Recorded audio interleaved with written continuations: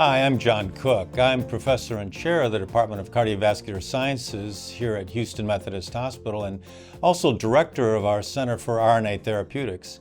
And we're speaking to you today from the DeBakey studio at Houston Methodist Hospital. And joining me in the studio today is Dr. Francesca Taraballi. Hello, Dr. Cooke. Who is our nanomedicine expert, and Dr. Kai Sun from oncology.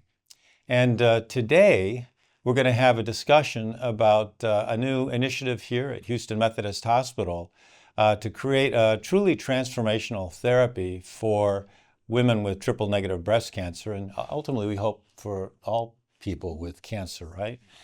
This team that you see in front of you here is part of our team that is an integrated multidisciplinary effort here at Houston Methodist Hospital to develop something that is truly transformational for human cancer.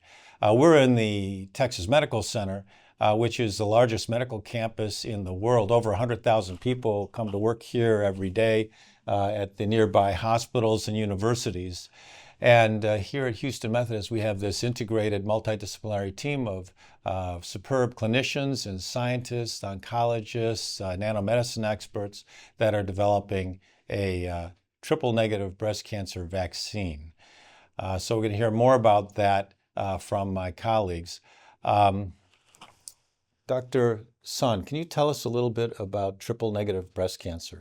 Yes, of course. So triple-negative breast cancer is a rare type of breast cancer. So we all know breast cancer has different subtypes. So estrogen receptor positive cancer, which is the most common type, probably about 65 to 75% of breast cancer. Then you have HER2 positive breast cancer, which is about 15 to 20%. Then you have triple negative breast cancer, which is about 10 to 15% of all breast cancer. So we call it triple negative breast cancer is because it really does not have estrogen receptor or progesterone receptor or HER2 protein expression. So it lacks all three markers, and that's why we call it triple negative. It's usually very aggressive because it doesn't have any targets on the tumor surface, and the traditional therapy is chemotherapy. And sometimes it works for people who have early stage triple-negative breast cancer. We do care about pathologic complete response after chemotherapy or neoadjuvant treatment.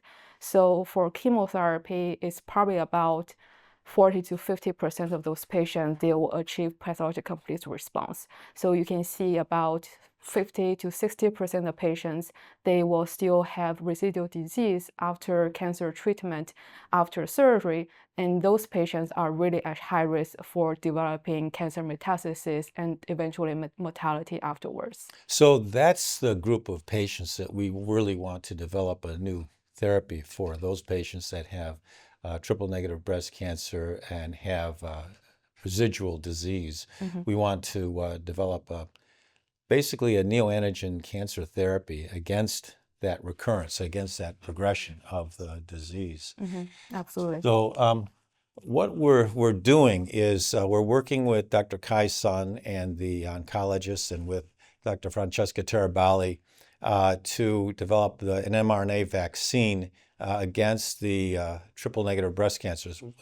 What we do is we take the tumor from the patient, and we analyze that tumor, try to understand what are the proteins in that tumor that are different from the normal tissue of that patient.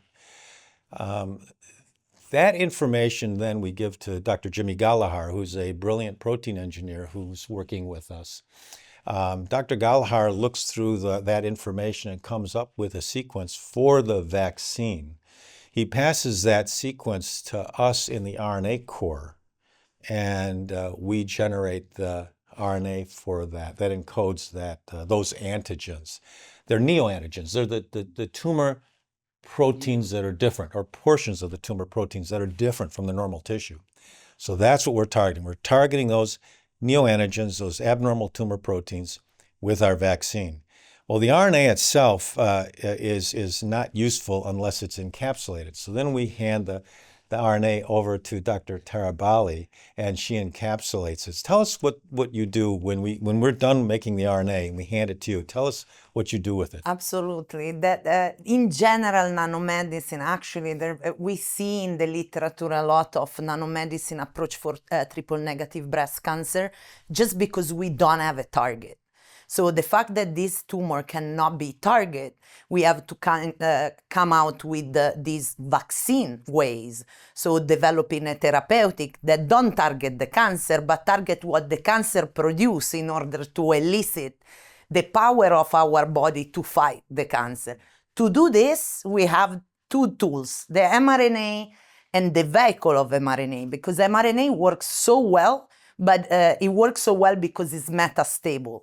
And it would not work so well if it was a very stable molecules, because the effect that it has is very immediate, and it also can stand along.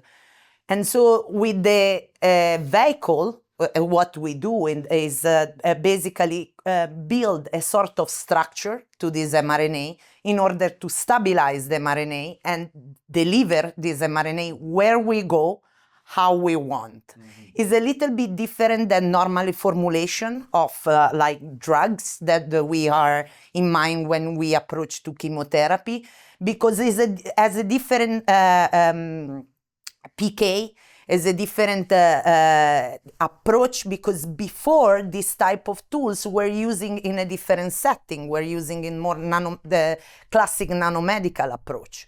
Right now, after the COVID vaccine, we were able to have so much data on safety on these particles for the first time, right?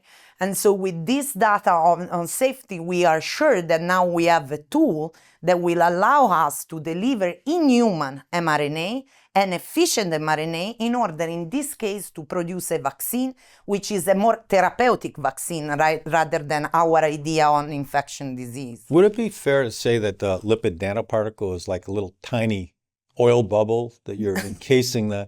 Yeah, I call it little FedEx. Because, a little FedEx. Yeah, because they are the delivery carrier, right? They have to make the cargo stable, like the mRNA, stable for any condition. Imagine like deliver this vaccine in-house is a thing, but maybe we have to ship somewhere else.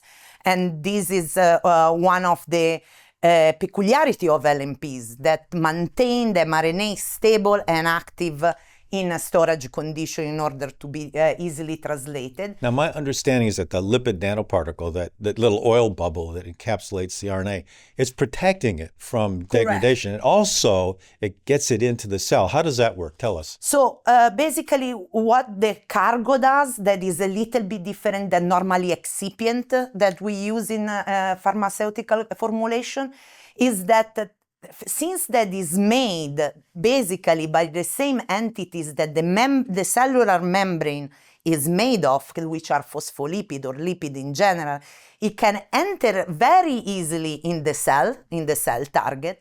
And at that point, the formulation itself, so the molecules that we use to build this cargo, the delivery system, basically make the particle release the mRNA inside the cytosol of the cell. So it vehicle not only in the cells, but once we enter in the cell, we have a lot of barrier, and we know that the mRNA has to be released in the cytosol in order to work.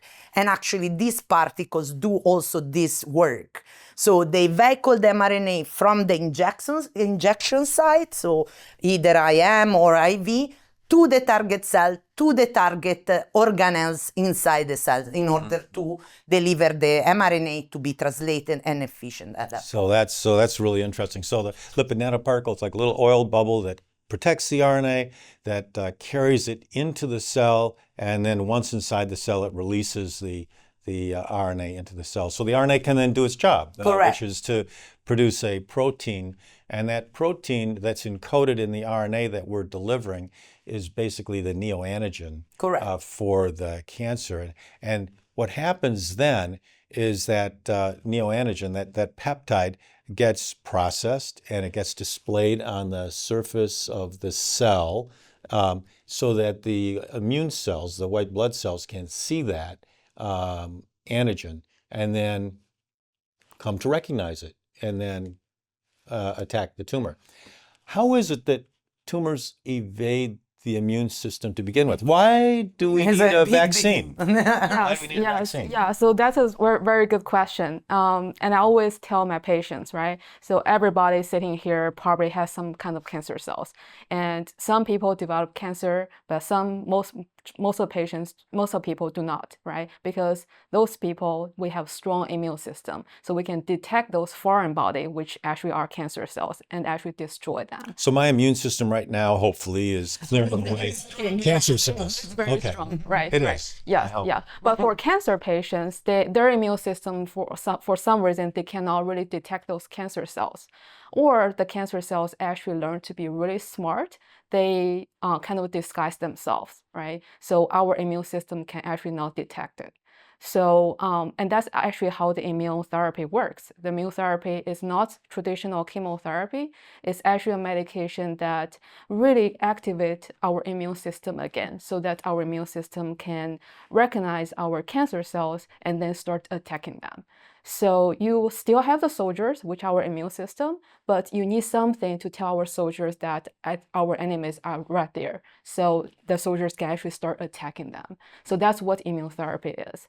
So for our cancer, triple negative breast cancer, it is very heterogeneous, right? So some cancer, probably about 20 to 30% of those cancer, triple negative breast cancer, our immune system or chemotherapy together can really kill those cells.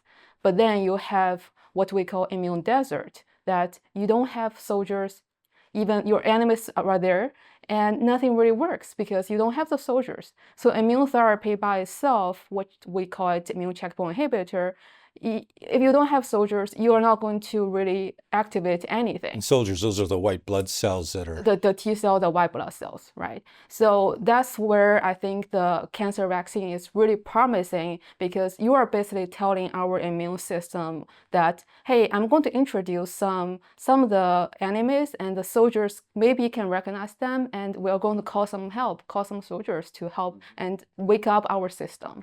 So I think that's what really cancer vaccine does, is to really reactivate our immune system, and together with the immune checkpoint inhibitor, the pembrolizumab, it's going to work even better. Yeah. So the pembrolizumab, the checkpoint inhibitor that the patients are going to get, are going to suppress the tumor's effect to evade immunity. And then the vaccine will enhance immunity, will stimulate an immune response. That's right. And together they should be additive, synergistic maybe in destroying the tumor. Yes. Yeah. Tell us a little bit about, let's step back a little bit, because what we're talking about right now, what we're planning to do, didn't happen overnight, did it? No. No. This has been a long time in the making. So let's talk about how we got to where we are today. Tell us about the Neal Cancer Center. Yeah, so Neal Cancer Center is a really comprehensive cancer center. We have a network of physicians, and also I think what's really unique about our cancer center is we actually have a network of community hospitals. So we have 8 community hospitals scattered around the greater Houston area. The newest one is our Cypress Hospital, right? So all the community hospital, in addition to the one in the medical center, really try to serve our greater Houston community. So we really try to serve our patient population that's representative of the greater Houston area. We have a large catchment area, so we have patients coming from East Texas, Louisiana. We also have patients coming up from the north, Montgomery County, Harris County, Jefferson County. So we have a lot of patients that are representative of this whole area. The other thing unique about the Neal Cancer Center is really the collaboration that you see, right? So we have a lot of clinical trials going on. We collaborate with our scientists at Houston Methodist Research Cancer Center, and our funding from NCI has doubled or tripled for the past several years. So we're trying to really bring the translational research from the Cancer Research Institute to our patients in a very speedy way.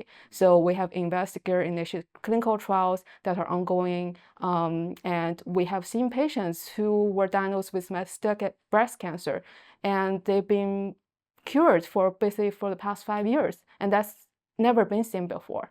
That's really spectacular. So we've got the hospital here in the medical center, but we got this network of hospitals and clinics that is attracting a lot of patients from all over Texas. And you have a very strong research program, all the way from fundamental science to clinical research and clinical care. And it's kind of it's a translational impetus here at Houston Methodist, right? We want to generate fundamental insights. We want to publish in the best journals, Cell, Cancer, Nature. We want to publish in the best journals, but we also want to translate those fundamental insights into something that's useful for our patients, right? That's right. And it's that for that reason, the folks that founded the Institute back in 2010 put in GMP rooms, clean rooms. We have clean rooms. We have a GMP director, Dr. Chris Lincoln, who directs the OTPQ, the Office of Translational Production and Quality, to help us move our ideas to the clinic. Very few universities that have that. I was at Stanford, I was at Harvard. We didn't have clean rooms. We didn't have a GMP program. But this institute really wants to take the ideas and translate them all the way to the clinic. So tell us about your nanomedicine core, because that's not something that happened overnight. Our ability to make RNA therapeutics actually depends very closely on what you're doing in the nano world. Because Correct. you help us deliver the package. Yeah, so it's a sort of a serendipitous thing, because I was like, I graduated in nanotechnologies like in 2009, and it was not a big deal at that time. It was starting a little bit, like the NCI on nanotech is starting in 2005, to see that this kind of tools actually can bring to the cancer new avenue to treat the patient, because they secure, or at least theoretically, they promise the fact that they reduce side effect, right? That they enhance the targeting option. They can use also as diagnostic tools. So we were there, we were in that space in which we were playing with molecules in order to build this type of vehicle. And at the same time, the idea was how these molecules actually can go in the clinic. And how, in my lab, one of the point is how chemists like me can put their program more towards GMP. Because when you go in clinic, you need to have your technology completely locked, right? So the innovation is completely gone from an academic perspective, but there is a lot of work to do no matter what, because a lot of the things that are required in order to go in a human are completely different than the one that are required to go in a mouse, which I was more used to. But the good thing is that here we had not only the GMP, but we have the expertise. When I joined Houston Methodist, I didn't have any expertise in GMP. I had a good training in chemistry. I had a good training in material science and nanotechnology, but this was far away to have a GMP. And it's not just about the training, but about start to build up the GMP as well. Because the good thing of our GMP is not there is a GMP that is set for a specific thing, but is plastic enough that depending on the campaign that we can bring over there, it can be adapted. And in this case, we are doing triple negative breast cancer vaccine, and so we adapt one of the room for the production of the drug substance, the mRNA, and the drug product, the mRNA plus LNPs. But in the same facility years before, I produced a device. So, and this is pretty good and pretty unique also about our facility, that we have the possibility to change a little bit the setup, maintaining the GMP space and the regulatory things, oversight that we need. But at the same time, we can build, and in the meantime, so we can be trained about that. And this is, I believe, I'm seeing in my field is start to be very well received, because the people saw what you mentioned, that we saw a lot of nature paper, but we don't see anything translated in clinic. And so right now in the field, they start to understand that the translational part of a nano object is actually require a lot of time and efforts, a lot of support, and a lot of you know better than me, the mechanism that has to align in the same time, because especially for this type of therapeutics, we don't have, I think that there's not right now outside a person that can be expert in all the steps of an mRNA LNP therapeutics, because is by definition an interdisciplinary field. So it needs to be developed in an interdisciplinary fashion, because you cannot be expert of everything. And this is actually, I think, is the smart way in which we approach to this It's thing. the strength of our group, Yes, right? correct. Because we have people who have deep knowledge in their areas and work together. You know, we work Under together. the same roof. I believe that we are colleagues and friends, and that's really a special. That doesn't happen too often, to have such a group. Your story about getting from the science, the nanomedicine science, up to the clinic. How long it takes, how much effort that 12 takes. years so far. 12 years. And very similar story for the RNA Core. We started the RNA Core in 2014. And we got funding from the state of Texas for 5 years. And what we started out doing is making RNA for the cancer community, for our colleagues in the cancer community. And we learned a lot along the way. We developed our own manufacturing approaches. Now, this was research use only, but it took time. We developed our own processes for manufacturing. We developed our own processes for purifying the RNA, lyophilizing it, and then later with you encapsulating it. And we learned a lot. And then about time when our grant was coming up for renewal, the COVID pandemic hit. And the state of Texas said, yeah, keep going. Keep making mRNA. So they gave us another 5 years of support. And that was great, because it took us that long really to get to the point now where we can make clinical grade RNA. And it really took a big team. It took the GMP facility, it took the director of the GMP program, it took all the support that we've gotten from the administration to get to where we have regulatory support. Absolutely. Let's not forget, that's a big deal. We have regulatory guidance within our hospital. So it's taken a long time to get to where we are right now, but we're very excited having gotten to this point. And we pray and we hope that this personalized neoantigen cancer vaccine is going to be helpful for our patients with triple negative breast cancer and for other patients with cancer. We hope that our work here will lead to greater things.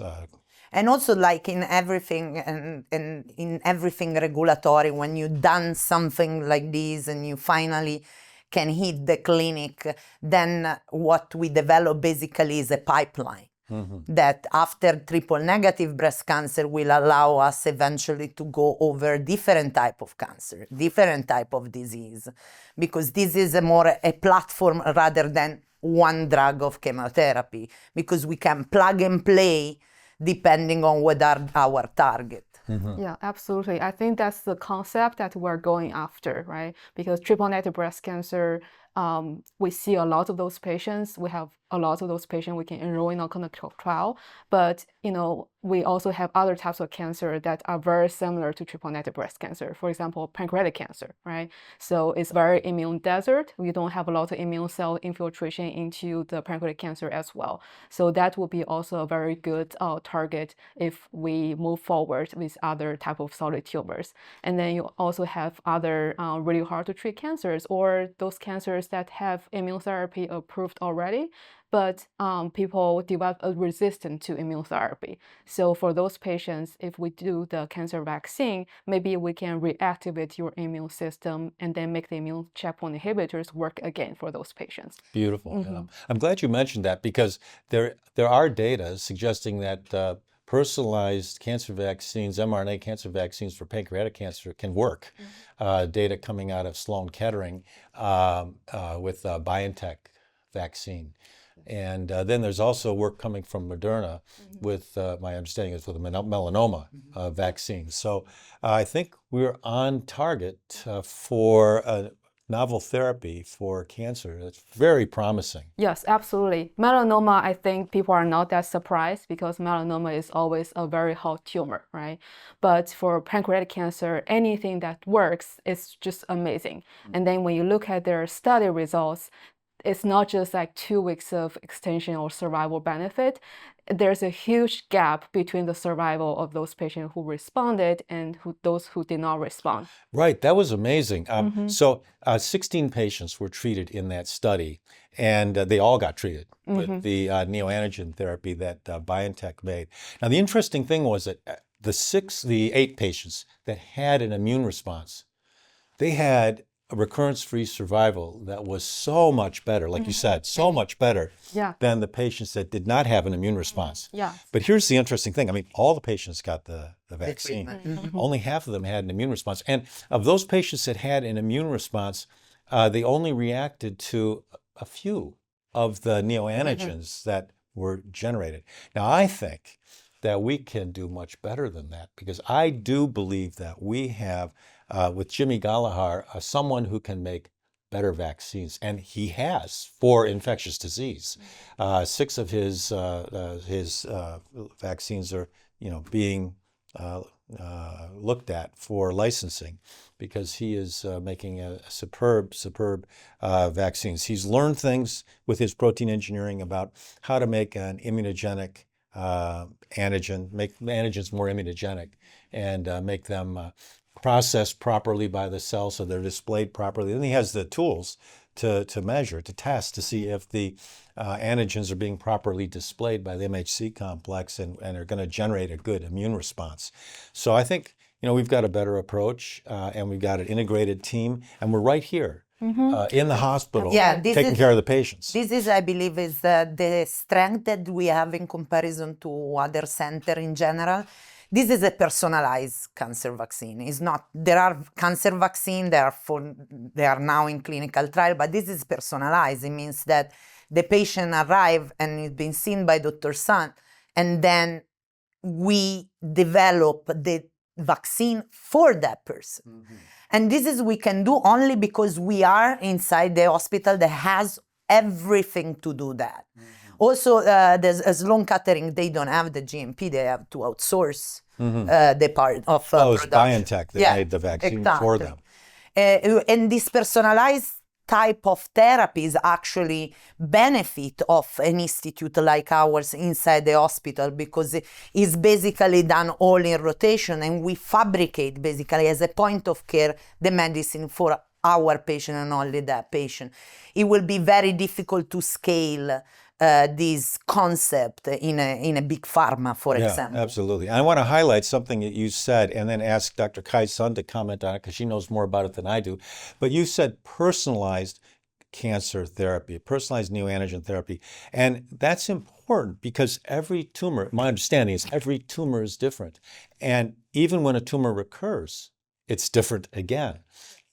So talk about that. How does that happen? Yeah, so I think that's a really good concept, that cancer, not all cancers are created equal, right? Especially for triple negative breast cancer. It's already a basket case.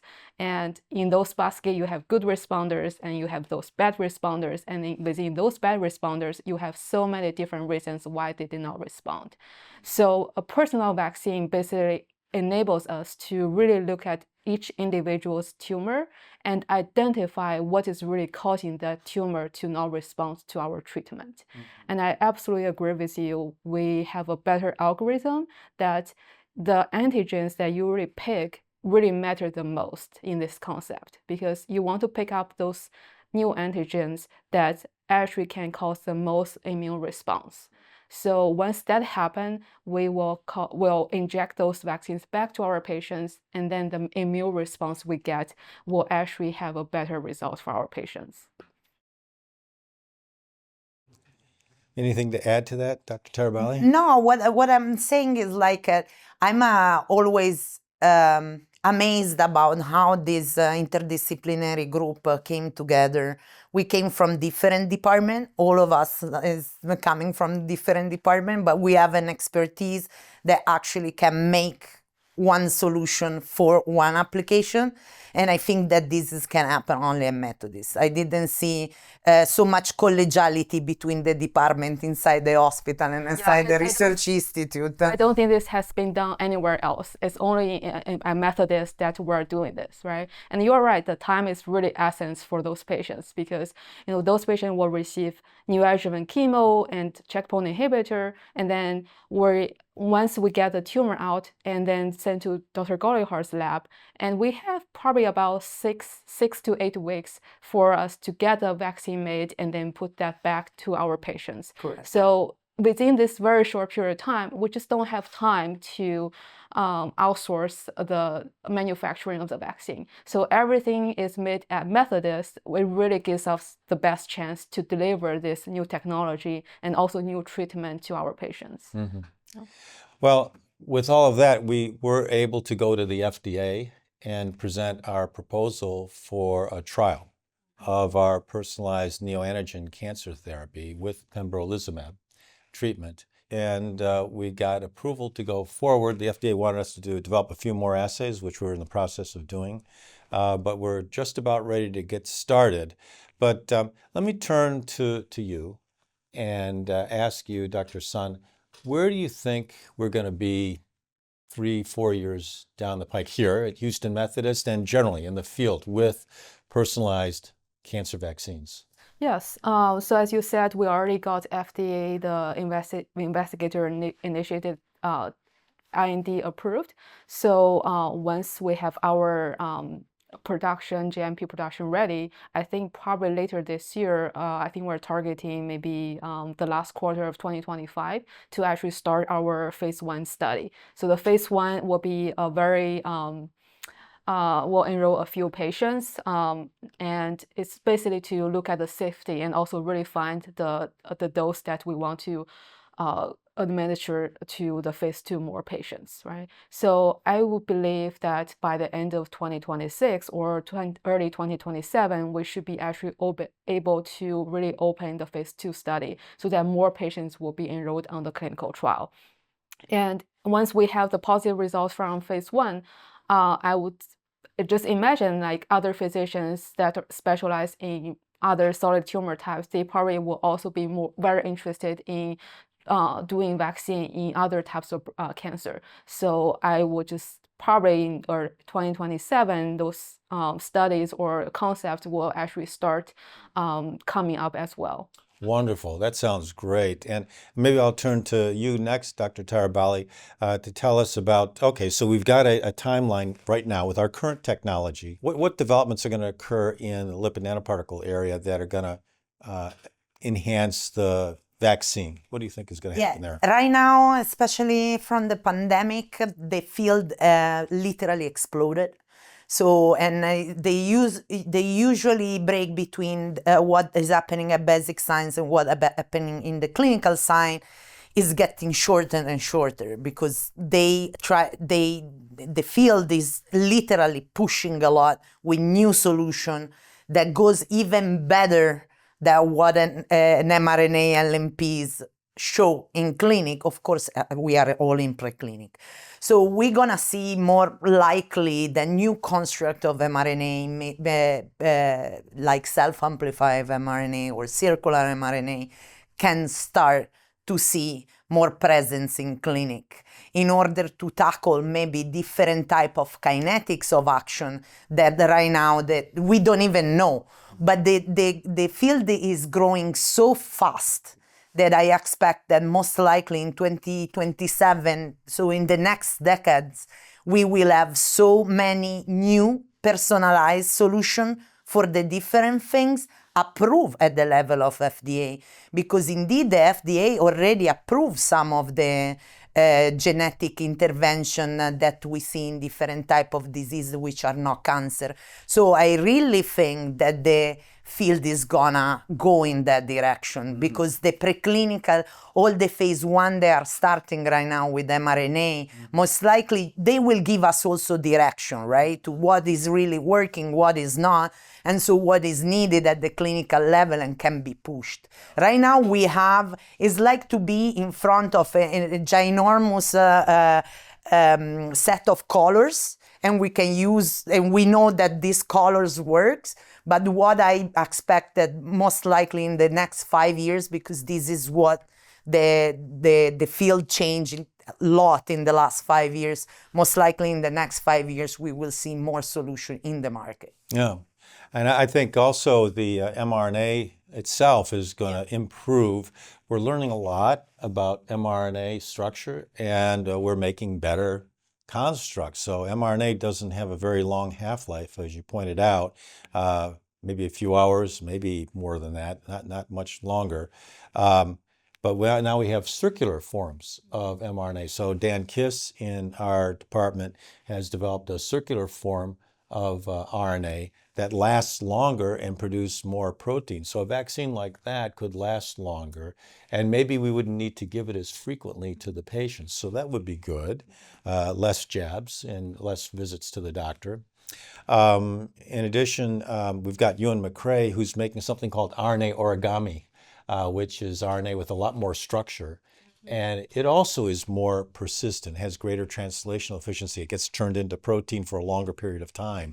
So we're gonna have better RNA constructs as time goes on. So it's just gonna be so exciting to see this field evolve over time. Yeah, that actually also reminds me that, the unique part of our clinical trial is that we're also going to do some correlative work, right? So we're going to do some blood work with each administration of the vaccine, and then we want to see how our immune system really reacts to our immune administration. Because currently, even though there are so many clinical studies going on, we really do not know how many vaccines do we really need for those patients. And then with new structure of the vaccine or nanoparticle, then we also have the question, which one will be the better one?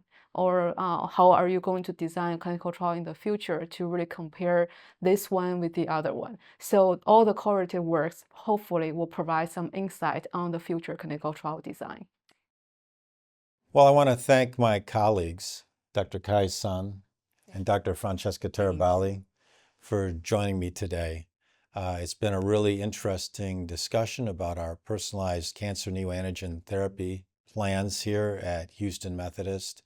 It's been wonderful working with you, talking to you, and I look forward to going forward here at Houston Methodist, where we're leading medicine.